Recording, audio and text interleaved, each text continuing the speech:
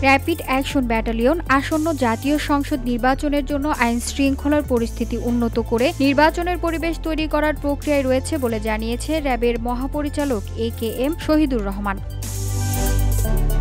বৃহস্পতিবার রাজধানী কারওয়ান বাজার র্যাব মিডিয়া সেন্টারে আয়োজিত সংবাদ সম্মেলনে তিনি জানান, নির্বাচনের দিন নিকটে আসলে স্বরাষ্ট্র মন্ত্রণালয় এবং নির্বাচন কমিশনের সঙ্গে সভার মাধ্যমে নির্ধারিত দায়িত্ব অনুযায়ী কাজ করা হবে।